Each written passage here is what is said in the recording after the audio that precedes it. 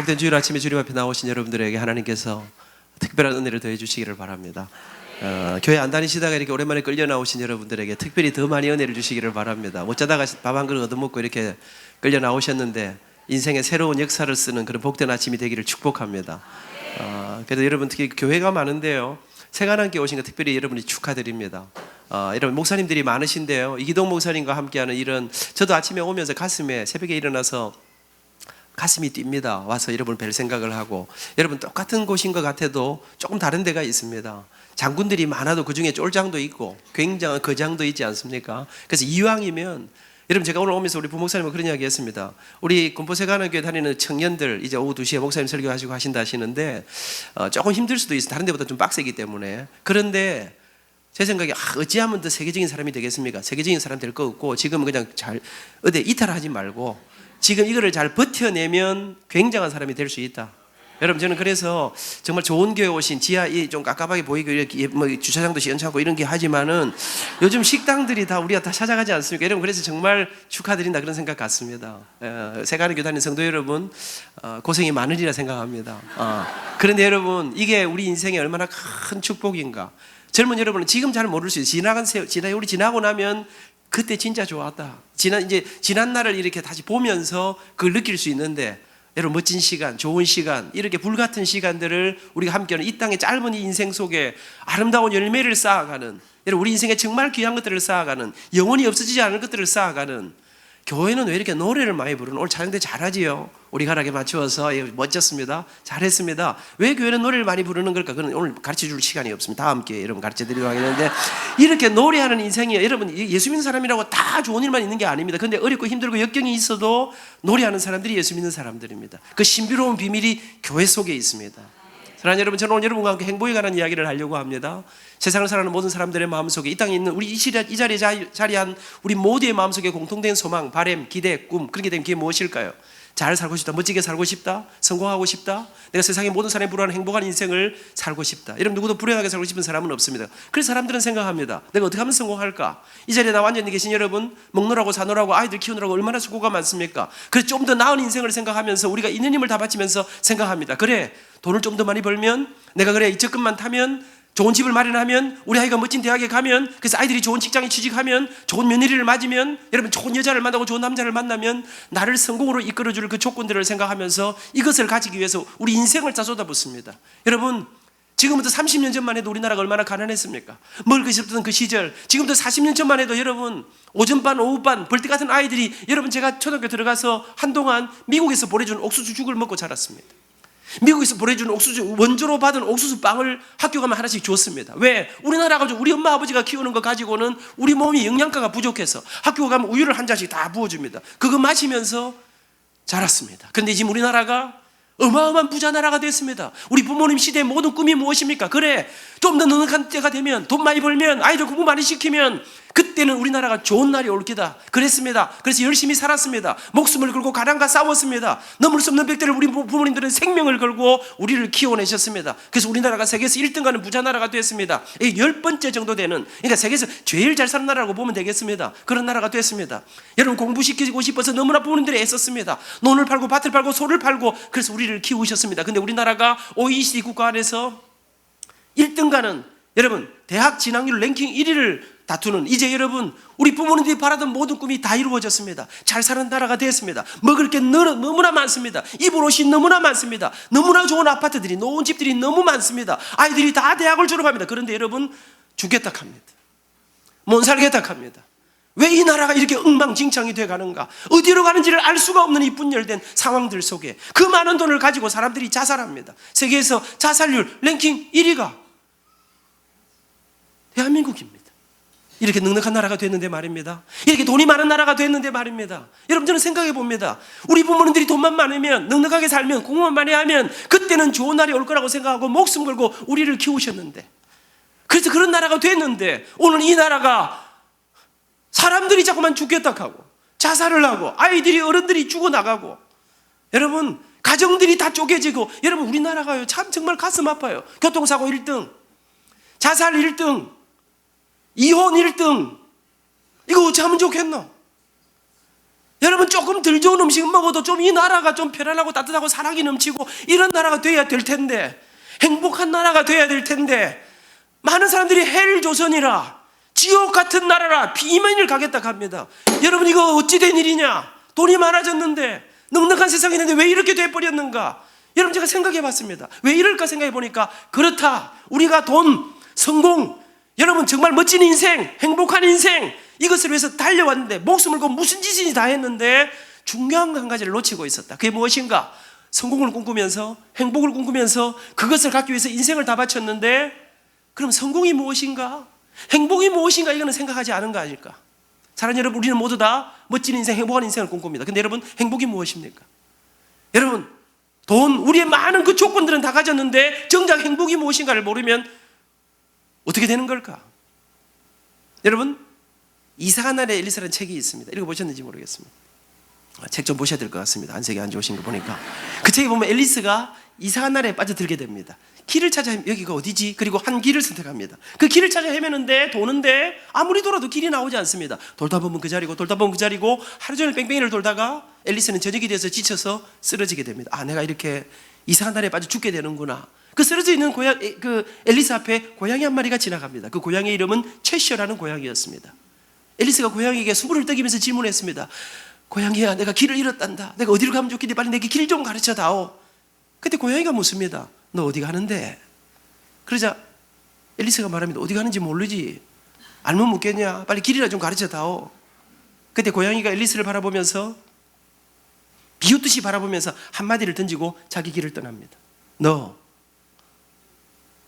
어디 가는지 모르면 아무 데도 못 가. 여러분, 어디 가는지 모르면 아무 데도 못 가는 것입니다.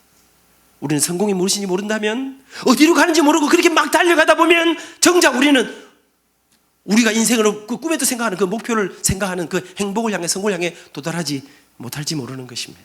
우리는 어디를 향해 그렇게 분주하게, 그렇게 열심히, 그렇게 있는 힘을 다해 달려가고 있습니까? 우리가 자라던 시절에 우리나라의 최고의 부자는 오늘의 삼성을 일으키셨던 이병철 회장님이십니다. 그분을 우리는 돈병철이라고 불렀습니다. 돈이 너무너무 많아서 우리나라의 경제의 모든 걸 움직이는, 지금 삼성이 흔들리면 나라 전체가 흔들리는 때가 안 됐습니까? 이런 삼성의 기초를 놓고 세우신 분이, 그 많은 고통과 어려움 속에, 그 어려운 시절에 이 나라를 지탱했던 그 기초를 세우신 분이 이병철 회장님이십니다. 1910년에 태어나서 78을 일기로 돌아가셨는데, 그가 1987년 돌아가시기 2달 전에 병상에 앉아, 여러분 어떻게 될지 모르는 자기 인생을 바라보면서 한 편지를 쓰기 시작했습니다. 거기에 편지를 써 24가지의 질문서를 썼습니다. 자기의 인생을 돌아보면서. 그리고 한 성직자에게, 캐톨릭의 한 성직자에게 그가 질문서를 보내었습니다. 그 질문서 가운데 몇몇 가지를 제가 여러분에게 소개하겠습니다. 그는 이런 질문을 했습니다. 하나님의 존재를, 그가 창조주라는 것을 어떻게 증명할 수 있는가? 하나님이 인간을 사랑하셨다면 왜 질병과 고통과 불행과 죽음을 주셨는가? 예수는 우리 죄를 위해 죽었다는데 우리의 죄란 무엇인가? 성경은 어떻게 만들어졌는가? 그것이 하나님의 말씀이라는 것을 어떻게 증명할 수 있는가? 종교란 무엇인가? 그 종교는 왜 인간에게 필요한 것인가? 영혼이란 무엇인가? 정말 있는 것인가? 기독교를 믿지 않고는 천국을 갈 수 없다는데 사실인가?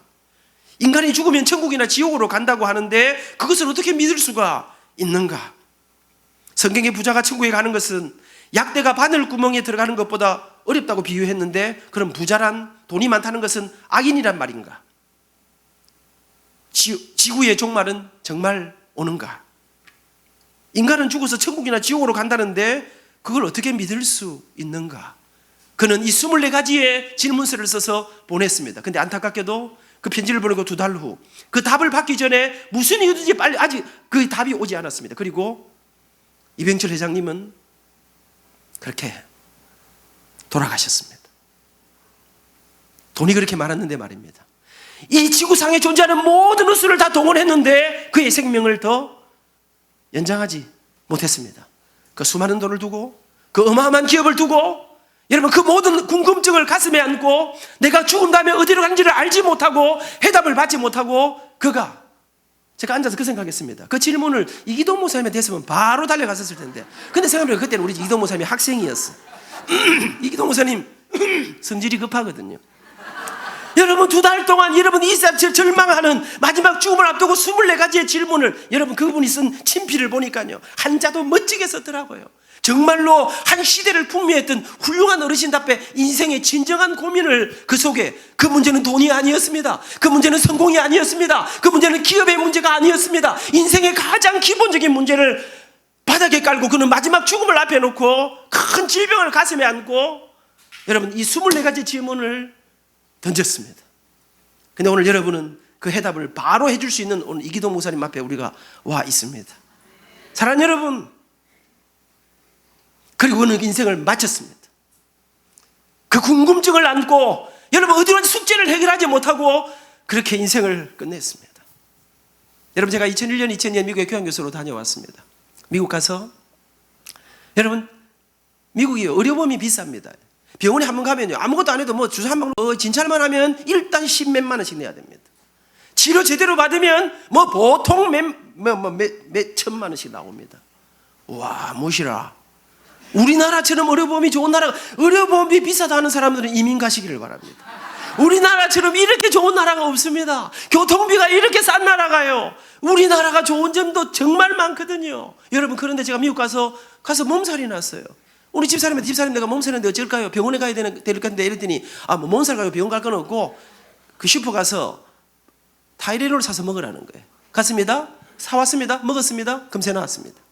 여러분 제가 미국에 있을 동안 지날 보니까요 이 타이레놀이라는 걸 먹고 여러분 뭐 이게 약이 어마어마하게 팔리는 거예요. 그러니까 이 존슨앤존슨이라는 회사에 이 타이레놀이 벌어주는 돈이 어마어마해. 이게요 물약 뭐 알약 뭐 차로 타서 마시는 것 딸기맛 포도맛 복숭아맛 뭐 아버지 먹냐 아들이 먹냐 밤에 먹냐 낮에 먹냐 이 종류가 많아가지고요 지금 제가 부산역에 아침 새벽에 나와서 차를 대놓고 왔는데 지금도 그 차 트렁크 안에 타이레놀 한 통이 들어있습니다.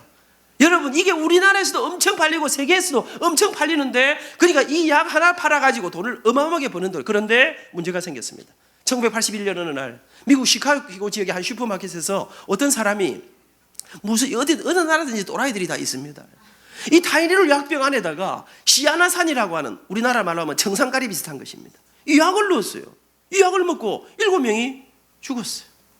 안 놀라시는군요. 우리나라는 한 700명 죽어야 조금 죽었다 이러지. 이 사람들이 간이 커갖고요. 사랑하는 여러분, 그런데 이 미국 같은 나라, 일본 같은 나라는 가보면요, 이 뭐 사람의 안전, 위생 이런 거 가지고 뭐 우리가 볼 때는 별 것도 아닌데 우리나라가 옛날에는 진짜 이 참 낭만적이었습니다. 사람들이요 고춧가루에다가 뭐 이런 뭡니까 톱밥 같은 거 대충 섞어갖고 팝니다. 먹습니다. 그래도 사람들이 고발 안 합니다. 뭐 먹고 소화시키면 되지. 막 그걸 가지고 그래 뭐 인생이 그래 먹고 살자고 하는 일인데 그래 뭐 고발 야박 요새는 없는 것 막 넣어서 고발하는 이제 살벌 그러니까 잘 살게 되면요 정도 없어지고 좀 하여튼 그래 돼. 그러니까 이 미국 같은 나라는 가보니까 뭐 조그만한 거 가지고요. 제가 전에 혼났습니다. 갑자기 아프리카 가는데 뭐 주사 하나 안 맞았다고요. 예배도 안 맞았다고 막 비행기 탈라는데 보내갖고 야 날이 하여튼 뭐 이 7명이 죽었으니까 나라가 뒤집어졌습니다. 이 비상사태 앞에 이 회사에 이 존슨앤존슨이라는 회사의 최고 경리 회장님, 사장님, 상무 전무가 비상회의를 소집했습니다. 이 사건을 어떻게 해결할까 생각하다가 근데 회의를요 밤새도록 해서 대책을 세워야 될 것 같은데 회의가 5분 만에 끝이 났습니다. 어떻게 결정했습니까? 이렇게 결정했습니다. 지금까지 우리가 만들어서 판매하기 위해서 미국 50개 주 전역에 배포해놓은 이 모든 타이레놀을 전부 다 수거해서 땅속에 폐기 처분하라. 그렇게 하는데 당시의 돈으로 약 1억 달러의 돈이 필요했습니다. 우리나라 돈으로 하면 1조가 지금 넘는 돈입니다. 그래도 안 놀라시죠? 우리가 돈은 없어도 가는 큰 거 아니겠습니까? 여러분 이것뿐 아니었습니다. 그리고는 여러분 이 사실을 그리고는 이 모든 직원들에게 다 알려서 미국 전역에 있는 모든 학들을 폐기 처분하기 시작했습니다. 이와 함께 회장님이 주요 언론사들을 다 불렀습니다. 워싱턴 포스트 각 불러가지고 이 사실을 대대적으로 알리기 시작했습니다. 우리 회사에 이런 사고가 났습니다. 우리는 이 사건을 이제 더 이상 이 피해자를 막기 위해서 이 약들을 다 폐기 처분합니다. 혹시 아직 폐기되지 않은 약들을 다루실 때 주의하시기 바랍니다. 이 소식이 알려지자 여러분 심각한 문제가 생기기 시작했습니다. 주가가 폭락하기 시작했습니다. 여러분 이 약들 뭐 타이레놀뿐 아니라 여러분 뭐 슈퍼에 있는 약들이 아무것도 안 팔립니다. 특별히 존슨앤존슨이 만든 약들은 아무도 손을 안 댑니다. 그러자 돈이 안 돌아갑니다. 현금이 유동성에 문제가 생기기 시작했습니다. 여러분 흉흉한 소문이 이상한 소리 들립니다. 존슨앤존슨이 곧 망한다. 곧 무너진다. 그러죠, 여러분. 주주들이요. 내가 주식을 사는데 세상에 시카고 시골 마을에서 사고가 났는데 캘리포니아를 버리고 하와이, 미국이요. 어마어마하게 넓은 땅 아닙니까? 그런데 세상에 조그마한 그 동네에서 사고가 났는데 이렇게까지 황당하게 할 거 뭐 있냐고 주주들이 데모하고 들고 일어났습니다. 직원들이 빗발치게, 회장님 정신 나갔습니까? 이러다가 회사 말아먹습니다. 회사 망하게 할 작정입니까? 어떻게 이렇게 무모한 결정하십니까? 그렇게 막 데모를 하고 일어나고 난리가 나고 회사는 휘청거리고 난리가 나는데 언론은 막 때리고 난리가 났는데 이 회장님, 사장님, 상무 전무는 회사 말아먹을 작정인지 절대로 포기 못한다. 계속해서 이 약들 다 폐기 처분하라는 것입니다. 빨리 사람들이 알아서 또 한 사람의 희생자를 막으라는 것입니다. 어떻게 이럴 수가 있었는가? 그것은 이유가 있었습니다. 이 존슨 앤 존슨이라는 회사에는 100년 전 이 회사의 창업주로부터 오늘에 이르기까지 이 회사를 이끌어왔던 지도자들이 우리 회사가 이 땅에 존재할 동안 다른 거 다 포기해도, 다른 거 다 놓쳐도, 다른 거 다 잃어버려도 우리가 절대로 포기할 수 없는, 우리가 목숨 걸고 지켜야 될 최고의 가치인, 우리 회사가 목숨을 붙잡아야 될 핵심 가치라는 것을 이 회사가 가지고 있었습니다. 이 존슨 앤 존슨이 가진 핵심 가치 여러 가지 가운데 일본에는 이런 말이 있었습니다. 존슨 앤 존슨의 최고의 가치는, 우리 회사가 목숨을 걸고 지켜야 될 첫 번째 가치는 우리 회사를 부흥시키는 일이다. 이렇게 쓰지 않고 우리 회사가 성공하는 일이다, 돈을 많이 버는 일이다, 주주들에게 이윤을 많이 베풀어주는 것, 그렇게 쓰지 않고 일본에는 존슨 앤 존슨의 최고의 가치는, 우리가 목숨 걸고 지켜야 될, 우리가 땀을 일해서 붙잡아야 될 첫 번째 가치는 고객의 생명, 고객의 건강, 사람들을 향한 섬김과 나눔이다. 그런데 여러분, 더 놀라운 일은요, 조사를 해보니까 존슨 앤 존슨뿐 아니라 100년이 넘도록 오래되고 세계에서 가장 돈을 많이 벌고 세계에서 가장 존경받는 기업을 영속하는 성공기업이라고 하는데, 이 기업들을 다 조사해보니까 이상하게 100년이 넘도록 계속되고 돈은 많이 벌었지만 욕먹는 기업이 아니고 존경받는 기업들을 조사해보니까 이 기업들이 다 이 핵심 가치라는 것을 가지고 있었습니다. 그런데 여러분, 더 놀라운 일은 이런 기업들이 가졌던, 존경받고 돈을 많이 벌고 역사가 오래된 이 기업들을 다 조사해보니까 그들이 가지던 핵심 가치, 일본에는 한결같이 돈이나 성공이 아니라 거기에는 사람이, 생명이, 섬김이, 나눔이 거기에 들어있었습니다. 학자들이 이상했습니다. 어떻게 이렇게 나아갈 수 있을까? 여러분, 근데 그렇게 걸어갔는데 이 기업들이요, 여러분, 이 존슨 앤 존슨이, 여러분, 이런 자기들이 꿈꾸는, 자기들이 이런 기업을 해서 돈을 버는 게 일본의 목표가 아니고 사람을 살리고 사람을 섬기는 이 일이 일본의 목표이기 때문에 그들이, 회사가 그렇게 어마어마한, 여러분, 피해를 보는데도 불구하고 한 사람을 살리기 위해서 이 길을 걸어갔던 것입니다. 그런데 그럼 존슨 앤 존슨이 어떻게 되었습니까? 존슨 앤 존슨이 그 풍전등화의 위기 속에 회사가 휘청거리고 있던, 회사가 곧 망한다고 하는 그 시절인데, 그때인데 이상한 일이 일어나기 시작했습니다. 그렇게 사람들을 살리고, 여러분, 회사는 정말 엄청난 피해를 입었는데 이 사건이 일어났던 시카고 시골 마을에서부터 이상한 운동이 일어나기 시작했습니다. 존슨 앤 존슨을 살려야 한다. 기업의 운명보다 고객의 생명을 더 사랑하는 이런 기업이 살아나야 한다는 운동이 일어나기 시작했습니다. 이 운동이 미국 전역을 덮었습니다. 전 세계로 이 일들이 알려지기 시작했습니다. 그러자 사고가 나서 어려워서 잃었던 보다 더 많은 것들이 다시 일어나기 시작했습니다. 사랑하는 여러분, 이것은 제가 연구해낸 건 아니고요, 성공하는 기업들의 8가지 습관이라는 책에 보니까 기업은 어떻게 진정한 성공을 이루는가를 설명하면서 이런 기업들이 돈보다 더 중요한 걸 붙잡고 나가던 이런 기업들을 학자들이 비전 기업이라 이렇게 지었습니다. 그 길들을 걸어갔던 기업들이 진정한 성공을, 장기적인 성공을, 정말 의미 있는 성공을 이룬다는 것을 그 책이 소개해 주고 있었습니다. 그런데 여러분, 이런 경영 기법을, 이런 이 사람들이 가졌던 이 돈보다, 성공보다 사람을 더 소중히 여기는 이 경영 기법을 그 회장님은 어떻게 알았을까요? 그것은 이 존슨 앤 존슨을 세웠던, 이 기업을 이끌어왔던 100년 전부터 여기까지 올 동안 우리가 무엇을 위해서 기업 활동을 하느냐를 정리해 놓았던, 믿음을 가졌던, 신앙을 가졌던, 예수님을 사랑하는 마음을 가졌던 신앙의 사람들이 이 기업을 이끌어와 그분들이 정리한 것입니다. 그러면 그분들은 어디에서 이 기업의 비법을 갖게 되었는가? 지금부터 2000년 전 이야기입니다. 예수님이 길거리를 지나가시는데 한 율법학자가 예수님에게 여러분, 이 성경을 연구하는 학자가 예수님에게 질문했습니다. 예수님, 이 성경에 수많은 율법이 있습니다. 많은 것을 이것을 하라, 이건 하지 말라, 이렇게 많은 것들이 있는데 이 많은 것 가운데 딱 제일 중요한 거 한 가지, 가장 중요한 한 가지, 그 모든 율법의 기본이 되는 한 가지가 있다면 그게 무엇일까요? 질문했습니다. 이때 예수님께서 그에게 말씀하셨습니다. 그리고 그에게 그 질문에 답해 주셨습니다. 우리가 붙잡아야 될 이 성경 전체를 오늘 교회 처음 오신 여러분, 한 방에 모든 걸 다 가르쳐 드립니다. 이 두꺼운 이 성경책에 들어있는 이 모든 것의 가장 기본에 가장 중요한 거 딱 한 가지가 무엇이냐고 예수님에게 질문했습니다. 그러자 예수님께서 그에게 말했습니다. 네가 붙잡아야 될 것이 바로 이것이다. 그러면서 하신 말씀이 오늘 읽었던 성경 말씀입니다. 내 마음을 다하고 목숨을 다하고 뜻을 다하여 주 너희 하나님을 사랑하라. 이것이 크고 첫째 되는 계명이고 1번이 무엇인가? 여러분, 그 학자에게 이 성경 전체에 딱 내용을 말해서 1번은 하나님을 사랑하라. 목숨을 다해서, 마음을 다해서, 뜻을 다해서. 두 번째로는 그 똑같은 마음으로 내 이웃을 내 자신같이 사랑하라. 이것이 모든 율법과 선지자의 여러분, 이 성경 전체를 딱 한 단어에 요약하면 사랑입니다. 이 사랑에 두 가지가 있습니다. 여러분, 하나님 사랑, 생명 사랑. 사랑 여러분, 이 잔슨의 회장님이 이 기업을 이끌어간 사람들이 어떻게 자기 물질이 다 날아가는데 회사가 망할지도 모르는데 어떻게 그들은 한 사람을 살리기 위해서 그렇게 놀라운 선택을 할 수 있었을까요? 그것을 그는 생각했습니다. 그래, 내가 여기까지 온 것이 하나님의 은혜로 여기까지 왔다. 그 하나님이 가장 기뻐하는 것이 무엇이냐? 그 하나님이 말씀하시기를 하나님을 사랑하면, 하나님의 은혜를 입으면, 하나님을 사랑하는 사람들은 반드시 이 땅에 그 무엇보다 그 하나님이 사랑하신 사람을 사랑하는 것이다.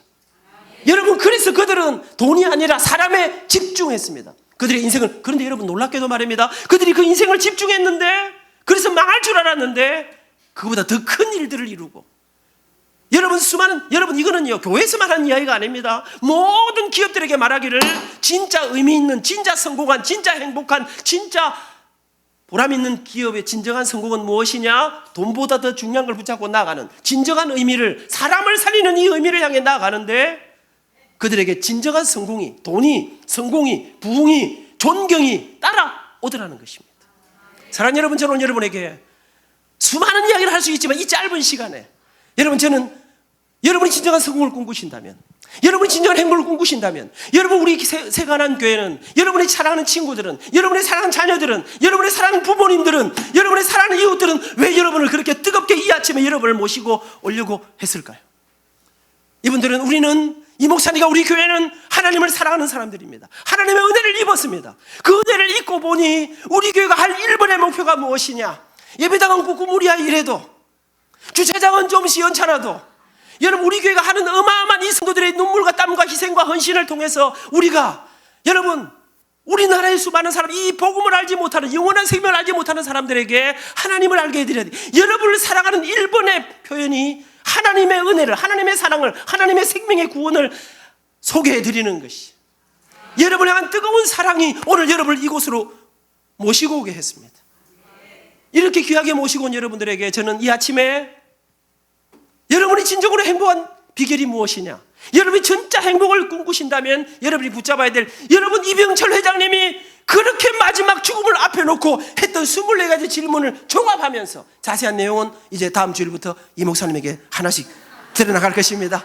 사랑하는 여러분, 그 전문가가 이 목사님인데 저는 오늘 그냥 여러분을 소개해 드리는 것입니다. 사랑하는 여러분, 그 비결 한 가지를 저는 여러분에게 소개하고 저는 다시 부산으로 내려가려고 합니다. 세상에 여러분, 제가 정신 나간 인간입니까? 그런데 여러분, 오늘 전 여러분과 함께 여러분이 진정한 행복을 꿈꾸신다면 반드시 붙잡아야 될 한 가지 무엇인가? 성경은 말합니다. 여러분, 이 이병철 씨에게 만났다면 첫 번째로 말해줄 게 무엇입니까? 그것이 사랑이라는 것입니다. 이 성경이 나오는데 여러분, 근데 이 사랑에 여러분 붙잡아야 될 1번이 무엇인가? 사랑인데 1번이 무엇입니까? 1번은 하나님 사랑입니다. 성경은 말합니다. 예수님께서 내 마음을 다하고 목숨을 다하고 뜻을 다하여 주 너의 하나님을 사랑하라. 하나님을 사랑한다는 게 무엇인가? 사랑하는 여러분, 오늘 설명을 많이 할 수 없지만 이 성경절을 보니까 이 성경 전체를 한마디로 하면 사랑입니다. 이 성경 전체에 많은 구절이 있는데 그 중에 딱 대표되는 한 구절을 소개합니다. 요한복음 3장 16절은 이렇게 말합니다. 하나님이 세상을 이처럼 사랑하사 독생자를 주셨으니 이는 저를 믿는 자마다 멸망치 않고 영생을 얻게 하려 하심이니라. 제가 말기암으로 돌아가시는 한 환자에게 이런 질문을 했습니다. 선생님, 식구들이, 우리 예수 믿는 가족들의 아버지였습니다. 식구들이 다 울고 있습니다. 왜 우는지 아십니까? 대단히 죄송합니다만은 이병철 회장이 질문했습니다. 정말로 천국과 지옥은 있는가? 그렇습니다. 성경은 우리에게 사람이 죽으면 천국과 지옥으로 간다고 말씀하십니다. 예수님을 알고 믿으면, 제가 그분에게 말했습니다. 선생님 죄송하지만 선생님은 예수님을 잘 모르시기 때문에 돌아가시면 조금 이상한 동네로 가도록 되어 있습니다. 다른 식구들은 천국으로 갑니다. 그래서 아버지하고 영원한 이별날이 다가와서 섭섭해서 울고 하니 있습니까? 근데 어르신, 사람이 왜 죽는지 아십니까? 죄 때문에 죽습니다. 이병철 회장은 물었습니다. 죄란 무엇인가? 죽음이란 무엇인가? 영혼은 있는가? 여러분, 내가 그랬습니다. 성경은 말합니다. 여러분, 성경은 너무나 애매하게 말하지 않습니다. 여러분, 죄의 삭은 사망이라. 오고 오는 시대에 죽지 않은 사람이 없었습니다. 여러분, 그런데 우리 아버지 돌아가시면서 제게 뭐라 하신 줄 아십니까? 민아, 아버지가 죽으면, 아버지가 숨을 거두면 내가 말을 못해도 계속 찬송을 불러다오. 여러분, 우리 아버지가 돌아가시면서 내가 말을 하지 못하고 있어 계속 찬송을 불러다오. 그리고 아버지가 천국 가서 다시 너희들을 만날 날을 기다리고 있으마. 사랑하는 여러분, 제가 그분에게 말했습니다. 죄 때문에 죽습니다. 그런데 우리를 그 죄에서 구원하시기 위해서 하나님께서 당신의 아들 예수님을 이 땅에 보내시고 그 십자가의 보혈로 생명의 피값으로 우리 죄값을 대신 치루어 주셨습니다. 그 예수님을 믿기만 하면, 예수님, 내가 죄인인데 내가 죽을 수밖에 없는데 예수님이 나를 위해서 십자가를 지신 것을 내가 믿습니다. 내가 죄인인 것을 용서해 주십시오. 여러분, 그렇게 고백하기만 하면 우리 주님이 아버님의 인생을, 당신의 영혼을 책임져 주신다는 것입니다. 그분이 놀랍게도 예수님을 영접했습니다. 사랑하는 여러분, 하나님 사랑이 무엇인가? 하나님 사랑은요, 여러분, 하나님을 1번, 근데 그럼 하나님 어찌 사랑하노? 어찌 사랑하면 되겠노? 하나님을 사랑하는 방법이 무엇인가? 간단합니다. 하나님이심을 인정해 드리는 것입니다. 그러면 하나님의 인정하는 게 무엇입니까? 그 하나님의 말씀을 잘 믿어 드리는 것입니다. 그 말씀대로 따라가는 것입니다. 여러분, 제가 우리 어머니를 모시고 사는데요, 우리 어머니를 여러분 사랑하는 1번이 무엇입니까? 우리 어머니로, 나를 낳아주신 어머니로, 나를 키워주신 어머니로 인정해 드리는 것이 1번입니다.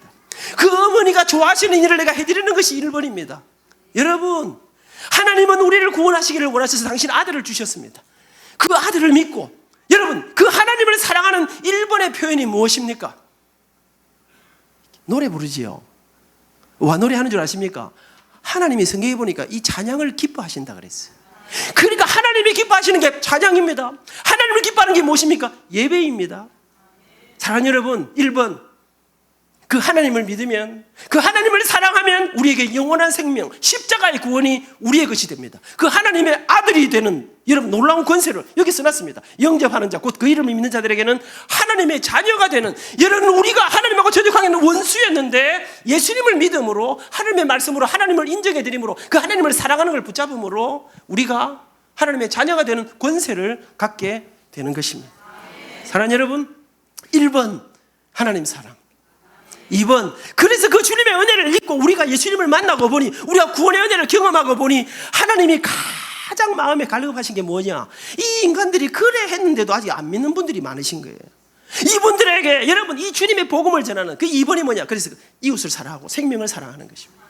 이 생명의 복음, 그 사랑의 1번이 무엇이냐? 여러분, 내가 사랑하는 사람에게 가장 좋은 걸 주는 거 아니겠습니까? 우리가 가진 가장 좋은 게 무엇이냐? 내가 만난 생명의 주님, 나를 죽음에서 살리신 우리 주님, 우리 아버지가 내게 마지막 유언을 하시면서, 민아, 아버지가 말을 못해도 찬송을 불러라. 그리고 영원한 천국에서 다시 만나자. 절대로 포기하지 말라. 포기하지 않으면 하나님이 너를 지켜주신다. 우와, 죽음을 앞두고 우리나라 최고의 재별은, 인생은 죽으면 어디로 가는가? 나는 정말 어디로 가야 되는가? 하나님은 정말 계신가? 근데 우리 아버지는 많은 걸 갖지 못했지만 제게, 민아, 포기하지 않으면 하나님이 네 인생을 책임져 주실 것이다. 사랑하는 여러분, 두 번째가 이웃 사랑입니다. 생명 사랑입니다. 저는 오늘 남은 좁은 시간 동안 준비를 많이 해왔지만 제 이야기 좀 하려고 합니다. 사랑하는 여러분, 제가 1982년 12월 11일 날 정진이하고 결혼했습니다. 정진이는 제 아내 이름입니다.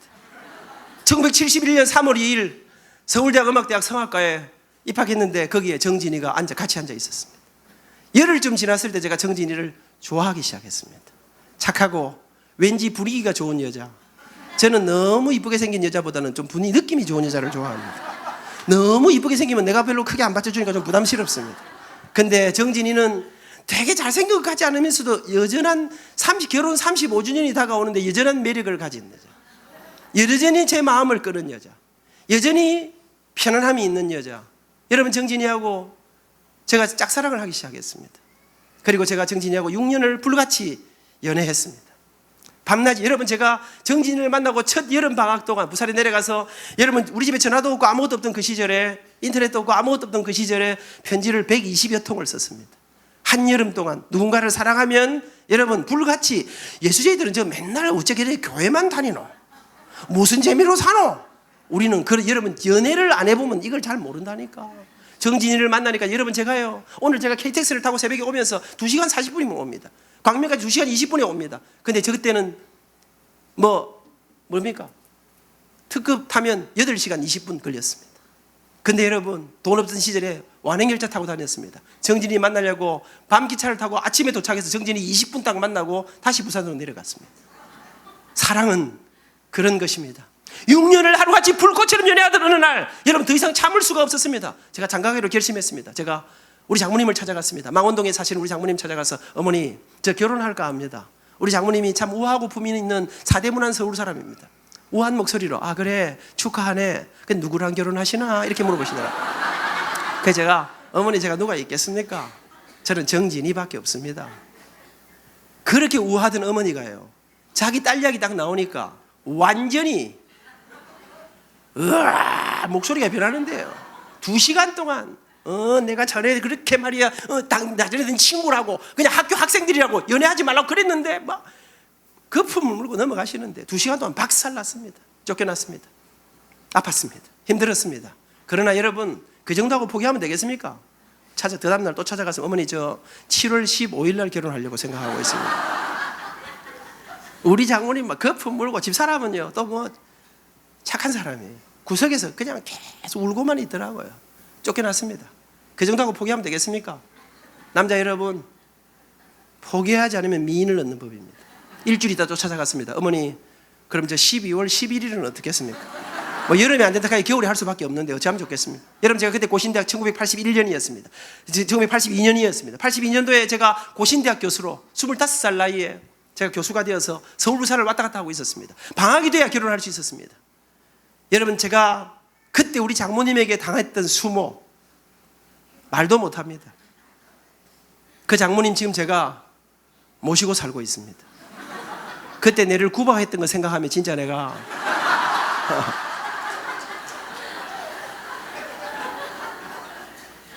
어느 날 우리 장모님이 혼자 되셨습니다. 처남들이 다 외국에 떠났습니다. 저는 우리 아버지 대학교 여행에 대해서 세상을 떠나셨습니다. 어머니 모시고 살고 있다가 장모님이 혼자 되셔서 제가, 그래, 내 아내를 위해서 인생을 바치신 우리 장모님 내가 모셔야 되겠다. 모시고 살고 있습니다. 여러분, 그러니까요, 포기하지 않으면 승리하는 법입니다. 1982년 12월 11일 여의도 경양교회당에서는 서울 시립학생들이 부르는 아름다운 노래소리가 딴딴따단 딴딴따단 결혼했습니다. 참 좋았습니다. 그러나 결혼 생활은 만만한 것은 아니었습니다. 장가 가려고 하는데 집어들 돈이 없었습니다. 난 우리 집에 그렇게 돈이 없는 줄, 우리 아버지가 돌아가서 우리 좀 빚만 가득했습니다. 고민하다가 제가 우리 교회 집사님한테 찾아가서, 우리 교회 집사님이 중소기업은행 여의도 지점장이었습니다. 제가, 집사님, 제가 정진이하고 결혼하게 되었는데 제가 장가 가니까 집어들 돈이 없습니다. 돈 좀 빌려주십시오. 제가 담보할 것도 아무것도 없지만은 제가 이제 대학 교수가 되기 때문에 매달 봉급을 받으니까 매달 갚을 수 있으니까 매달 돈 낼 테니까 좀 신용으로 돈 좀 빌려주시면 안 되겠습니까?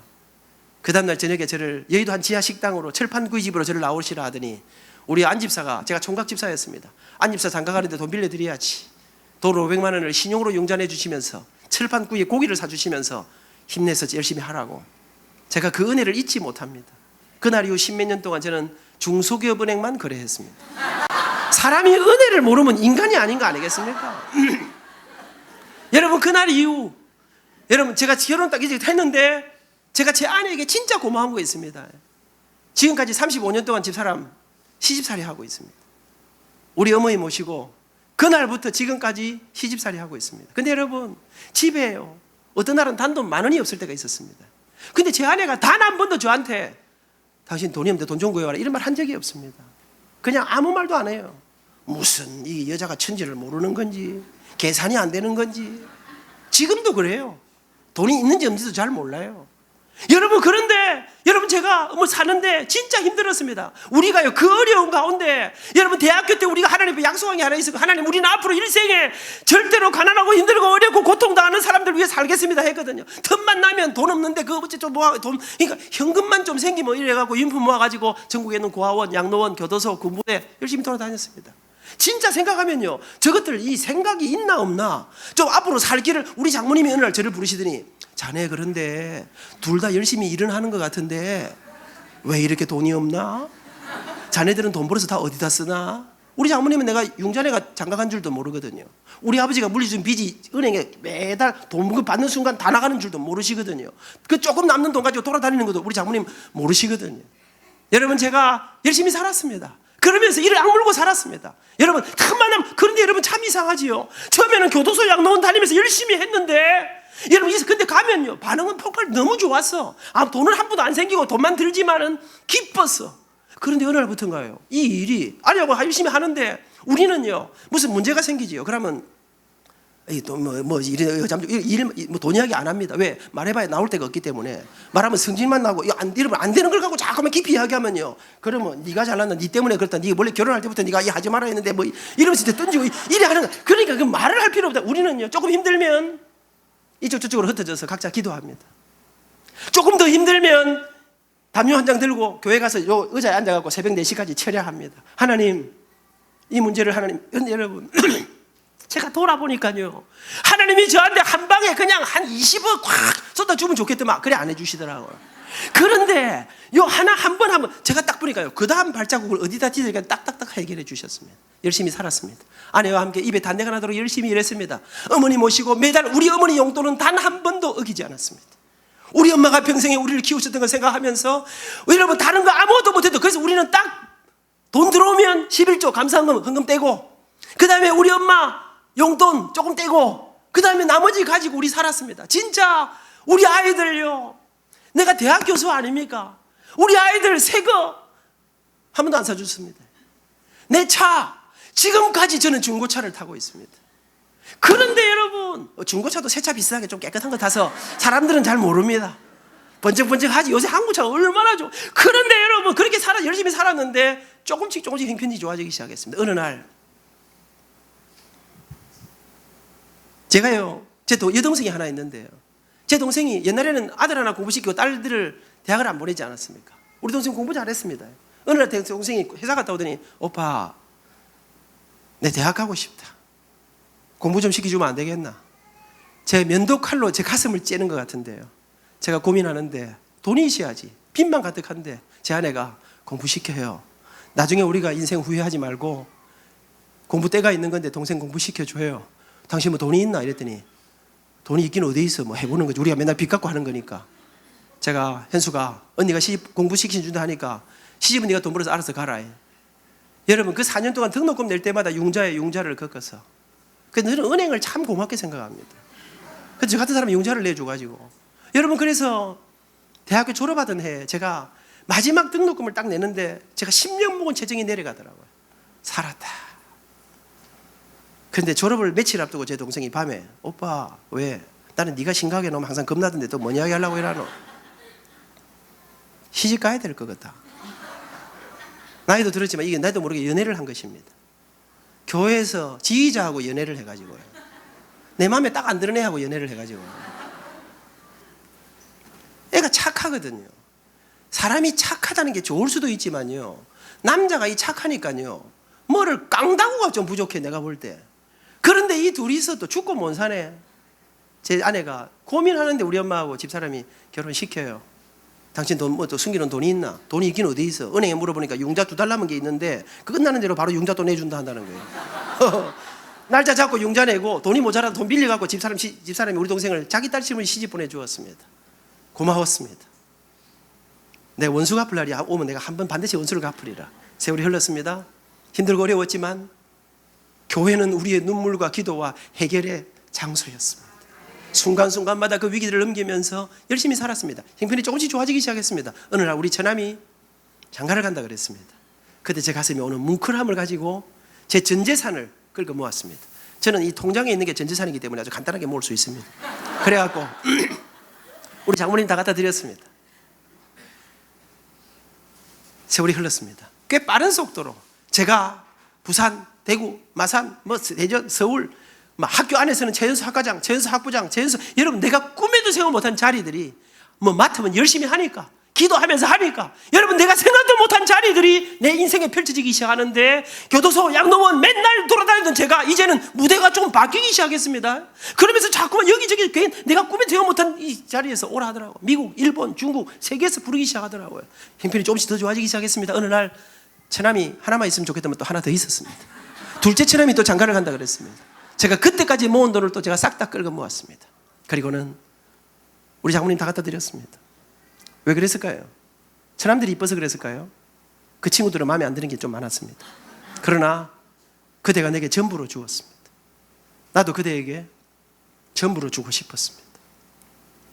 여러분, 그렇게 세월이 꽤 흘러갔습니다.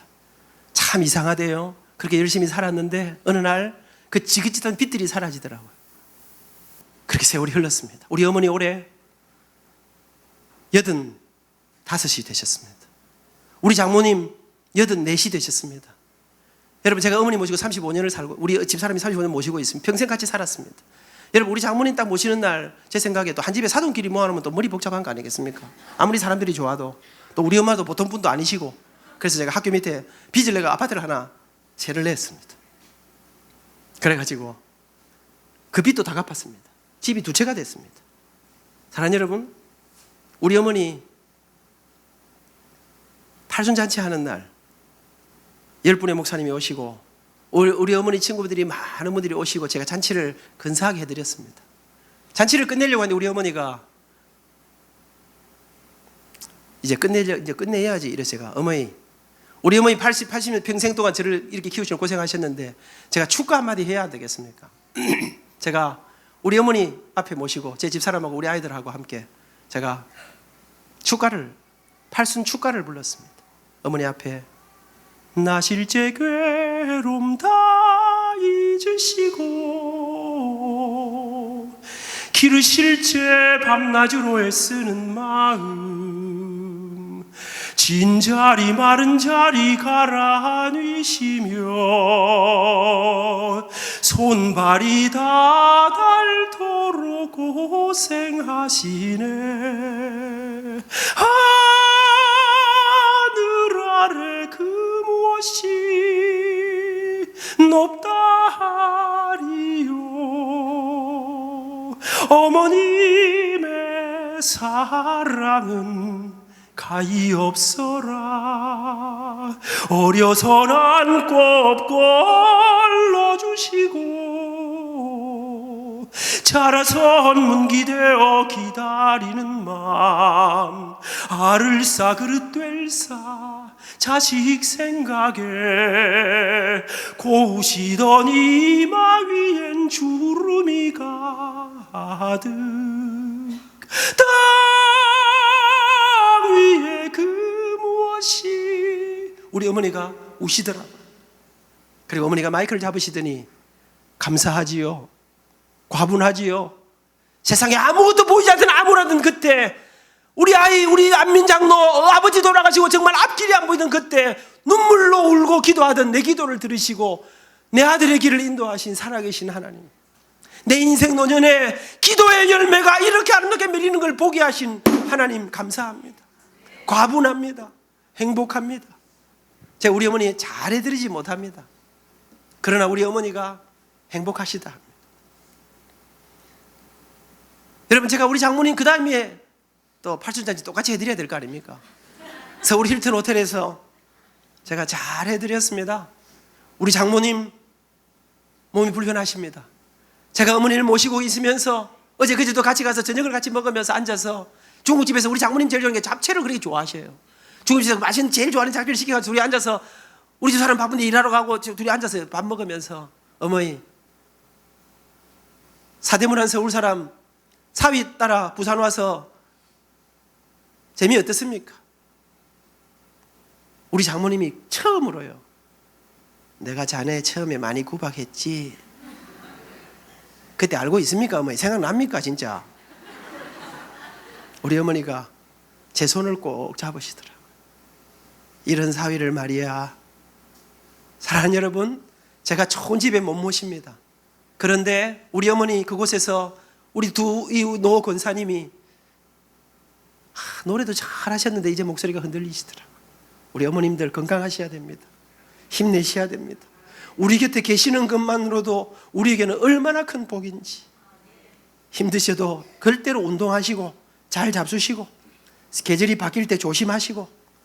우리 장모님이, 사랑하는 여러분, 돈 많은 것으로 행복한 게 아닌 것 같습니다. 우리 어머니, 우리 장모님의 가슴 속에 내가 이제 죽어도 영원한 천국이 예수님이 내게 주신 내 아이들을 우리 주님이 이 복음과 함께 키워주시는 이 은혜를, 여러분, 이 두 어머니의 가슴 속에 있는 이 행복이 돈으로 살 수 없는, 사람은 죽은 다음에 어디를 향해 가는가? 하나님은 정말 살아계. 저는 59년의 인생을 살아보니 자기 아들 둘이 있습니다.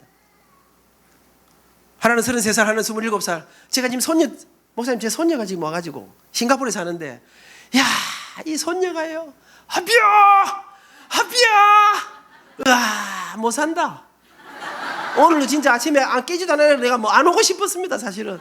이 손녀하고, 근데요, 저녁에도 제가 금요일 밤에 서울 집회하고요, 새벽 2시에 집에 들어갔습니다. 근데 뭐 소리가 자다 보니까 우리 며느리하고 자는데 아이가 뭐 깨는 것 같더라고요. 제 생각에 깨면 안 돼요. 푹 자야지. 그런데 제 마음에는요, 깨삐라. 깨면 내가 좀 얼굴에도 한번 보고 내가 다시 자면 내가 이 피곤이 확 풀릴 낀데. 여러분, 제가 아들 둘이 있습니다. 우리 아들들은 어릴 때부터 약간 저한테요, 맨날 그러는 거예요. 아빠, 이 애들이 일찍 좀 외국물도 먹고 이래가지고, 아빠는 왜 맨날 뭐 중고차만 타? 아빠 BMW도 요새 좋던데, 좋은 차는 아빠, 그런데 우리 집은 왜 20몇 년 된 이런 아파트에 계속 살아야 돼? 아버지, 새 아파트는 진짜 좋은데. 제가 그랬습니다. 성은아, 성준아, 아버지는 앞으로 이거보다 더 좋은 차는 내가 안 살라고 생각한다. 내 돈 주고는 내가 안 살 기다. 아버지는 이거보다 더 좋은 집은 내가 내 돈 주고 내가 안 살라고. 이 정도면 뭐 45평이 얼마나 크냐. 대골 같은데, 옛날에 살던 거 생각하면 대골 같은데, 뭐 좀 약간 뭐 낡기는 했지만은 뭐 살만하지. 옛날에 우리 집은요, 지도 확 올라가고, 재래식 화장실에다가, 푸세식 화장실에다가, 그 옛날에 우리 엄마가 맨날 그 연탄 갈다고, 연탄 끄자가지고 그런 집에 살다고. 집 얼마나 좋노. 그런데 말이다, 제가 그랬어요. 성은아, 성준아, 아버지가 대학교 수혜가 돈을 얼마를 벌어가지고 할머니 모셔야지, 외할머니 모셔야지, 너 그 키워야지. 아버지가 교회 장로님 아이가 11조 감사헌금 이러면 또 교회 안 나오실라. 처음 나오시면 나 교회 가면 헌금해야 되는가 하면, 사람이 이렇게 쪼잔하면 안 된다니까요. 우리 큰놈이에요, 저한테 용돈 보내줍니다. 지금 제가 제 학생 때 약속했기 때문에 제가요, 이 돈 받아서 쓸 수가 없어. 그래갖고 제가 이 돈하고 똑같은 돈으로 매칭 펀드 2배로 모아가지고 제가 은행에 지 이름으로 돈 저축하고 있습니다. 지 다 주려고. 사랑하는 여러분, 그러니까요, 이 신앙생활이라는 이 신비로움이 있는데요. 그 제가 우리 아들한테 그랬어요.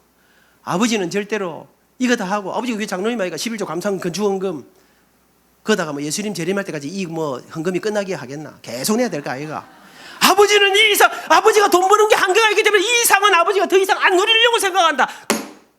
그런데 말이다, 나도 좋은 집 살고 싶다, 좋은 차 타고 싶다. 근데 내가 기다릴 게다. 언제까지? 네가 사줄 때까지 내가 기다리라고 생각해. 내 임마 있는 힘을 다해 너희들을 키웠는데, 아버지가 이거 해갖고 정말 교회하고 이거 하고 말고 헌금하고 이거 말고는 너희들을 다 쏟아 부었는데, 임마 너가 아니었으면 내가 돈 좀 더 모을 수 있었다 내가. 여러분, 제가 그랬습니다. 아침에 학교 가는 아이를 붙잡고 언제나 기도해 줍니다. 저는 하나님, 우리 성은이 성준이 오늘 학교에 가서 하나님이 주시는 지혜로 공부하고 하나님이 주시는 별과 같이 빛나는 존재가 되게 해 주시옵소서. 사람 살리는 사람이 되게 해 주시옵소서. 기도 딱 해주고 밥도 못 먹고 티 나가려고 빨리 기도 안 끝내나, 아버지 왜 이렇게 맨날 기도를 길게 해요, 이런 하는 놈인데, 제가 귀에다 대고, 성준아, 아버지 좋은 차 사준다 그랬지? 아버지 반드시 그걸 기억하고 있다. 나는 그게 이루어질 줄로 믿는다. 아버지 진짜 맨날 진짜 이래야 되겠어요. 제가 그랬어요. 야, 이 자식아, 네가 한두 번 이야기가 사주겠나? 세네 교육에 사주지. 그런데 여러분, 저 이야기 말씀 맺으려고 합니다. 저는 잊지 못하는 저녁이 있습니다. 제 책이 나왔습니다. 제 책 제목이 행복 콘서트입니다. 출판사에서 제 책에다가 행복 콘서트라고 이름 지었습니다. 돈도 많지 않은데 말입니다. 제 삶이 행복한 인생이라는 거예요. 행복한 음악회 같은 인생이라는 거예요. 그 책이 나온 첫날 우리 아들 둘이 아빠 축하해요 하면서 책을 들고 방에 들어가서 그날 1시가 넘었는데 2시가 다 됐는데 그때까지 아이들이 책을 읽다가 1시가 넘었는데 우리가 잠을 못 자고 있는데 우리 방을 문을 두드려 들어왔더라고요. 아들 둘이가 울었더라고요. 큰 놈이 저한테 아빠 멋지네요. 우리도 책 읽으면서 엄마 아빠처럼 살고 싶다 그런 생각했어요. 제가 울컥하면서도 경상도 사람들이 좀 이상한 데가 있습니다. 누가 차를 새로 안 샀습니까? 우와 참 멋지네 근사해 그러면 고맙다 이러면 땡큐 하면 될 거 아닙니까? 근데 경상도 사람들은 그걸 부끄러워하면 땡큐 하는 걸 와 네가 뭐 차 사준데 못 해준 돈이 있나 뭐 이렇게 약간 의기장을 놓는 이런 약간 이상한 그러니까 경상도 사람이 좀 이상하게 나오면 아 저기 또 애정 표현을 저런 식으로 하는 이렇게 이해하시면 됩니다. 근데 제가 나도 모르게 내 입에서요 그냥 그래 잘 살아봐 이래 하면 될 긴데 왜? 너는 엄마 아버지처럼 안 살고 싶다면서 좀 더 좋은 집에 좋은 차 타고 싶다면서 제가 말이 툭 그렇게 나왔어요. 근데 우리 아들이 아니야 아빠 제가 진짜 행복한 게 어떤 것인지 이제 알았어요. 아빠가 인생이 정말 어려울 때 이 세상에 정말 힘들고 어려운 오지를 찾아 엄마 아빠가 그들을 위해서 살았던 그 섬김에 하나님이 은혜와 복을 주셔서 저희들은 지금도 집사람하고 이 분주한 속에서 부족하지만 저희들이 초심을 잃지 않자 그리고 제자들을 데리고 가난하고 힘들고 어려운 사람들에게 야 이놈들아 돈 받고 노래할 때가 있고 돈 내가면서 노래해야 될 때가 있다. 절대로 돈 따라다니지 마라. 너가 선생님이 그래서 지금 이런 이 세간한 교회까지 우리 목사님 보통 분이 아닙니다. 영안이 있는 분입니다. 내 속에 부족함이 많지만 이렇게 몇 번 올 수 있는 것은 사랑하는 여러분 아버지가 말이다 돈 따라가지 않고 걸어왔던 우리 아들이 아빠가 그래서 하나님의 은혜와 복을 주셔서 정말 자랑스러운 아버지가 되셨죠. 아버지 제가 진짜 행복이 진짜 성공이라는 게 어떤 건지 알겠어요. 사랑하는 여러분 이 세상이 갖지 못한 행복이 저는 하나님 사랑 그 하나님의 은혜와 사랑을 가슴에 안고 영원한 생명 여러분 그러니까 이 세상 삶에 사실은 큰 두려움이 없습니다. 우리는 여러분 한 사람 소개하고 마칩니다. 거창고등학교를 세웠던 전영장 선생님은 1948년 정부가 수립되고 나서 우리 최초의 유학생으로 갔습니다. 그가 6.25가 전쟁이 벌어졌을 때 유학 학위를 중도에 포기하고 나라를 구하겠다고 다시 들어왔습니다. 다시 유학 갔다 왔습니다. 그리고 학교를 세웠습니다. 그게 거창고등학교입니다. 세워놓고 학생들에게 그는 앞으로 너희들의 미래에 조국이 달려있다 그러면서 그들에게 이거 직업 선택을 위한 저지대론이라고 하는 교훈을 아이들에게 아침마다 선생님이 가르쳤습니다. 그는 이렇게 말했습니다. 너희들이 앞으로 직업을 선택할 때 무너진 이 나라를 세우는 비결이 여기 있다 이러면서 그가 말했습니다. 월급 적은 곳으로 가라. 내가 원하는 것보다는 나를 필요로 하는 곳으로 가라. 승진의 기회가 전혀 없는 곳으로 가라. 다 갖추어진 곳을 피하고 처음부터 시작해야 되는 곳을 찾아가라. 아무도 가지 않으려고 하는 곳으로 가라. 장래성이 전혀 없다고 생각되는 곳으로 가라. 그곳에서 기적이 벌어진다. 사회적 존경이나 바라볼 수 없는 그런 것들을 바라볼 수 없는 곳으로 가라. 한가운데로 가지 말고 가장자리로 가라. 부모나 아내나 약혼자가 말리는 곳이면 틀림없다. 그런 데로 가라.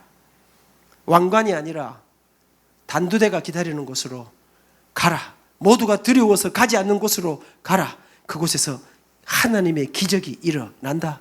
사랑하는 여러분, 믿음이 없으면 여러분 이 무너진 나라에 아무런 희망이 없는 그때 하나님이 이 민족의 소망이심을 가슴에 안고 자기의 제자들에게 이 땅의 절망의 자리로 너희가 나아가라. 여러분 이것은요 미래에 대한 확신, 미래에 대한 믿음, 영혼에 대한 소망이 없으면 불가능한. 여러분 예수 믿는 게 무엇이냐?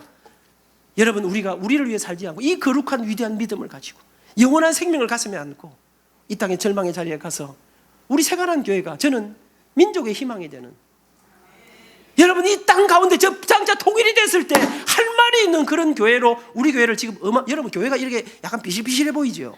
위에서 오면 이게 교회가 어디 입구가 어디고 싶으지요. 그런데 이 교회가 지금 하는 일들이 저는 진짜로 제가 가는 곳마다 여러분 세간한 교회와 이 목사님의 이야기들을 진짜 교회다운 교회가 살아있는 교회가 가끔 교회들 가운데 이상한 소리 들리는 데도 있습니다. 이 땅이 완전하지 않기 때문에. 그런데 생명의 복음을 가슴에 하는 교회, 이런 교회에 여러분이 초청받았습니다. 오늘이 어쩌면 여러분의 인생을 바꾸는 그런 날이 될지도 모릅니다. 지금 기회가 또 안 올지도 모릅니다. 예수님, 나 같은 사람도 됩니까? 되고 말고요. 나는 골초인데요. 계속 피면서 오시면 됩니다. 하나님이 끊게 하시면 끊으시면 되는 것입니다. 술 푹푹 계속, 아침에는 술을 잘 안 드시죠. 그러니까 괜찮습니다. 아직 약간 뭐랍니까, 이게 이래갖고 술 냄새가 나도 괜찮습니다. 사랑하는 여러분, 그런 문제는 아무 문제도 아닙니다. 주님 앞에 우리 인생을 맡기면, 주님, 내가 새로운 인생의 행복을, 영원한 생명을 붙잡고 싶습니다. 어찌하면 됩니까? 손만 내미시면 됩니다. 좋은 곳에서, 이 생활하는 교회에서 함께 그 놀랍고 위대한 주님의 생명의 길을 향해 함께 걸어가지 않으시겠습니까? 우리 교회가 그 길을 향해 여러분과 함께 친구가 되어 함께 끝까지 갈 것입니다. 오늘이 예수님을 만나고 주님께 우리 인생을 맡기는 기적의 날, 행복을 향한 출발의 날이 될 수 있기를 축복합니다. 감사합니다.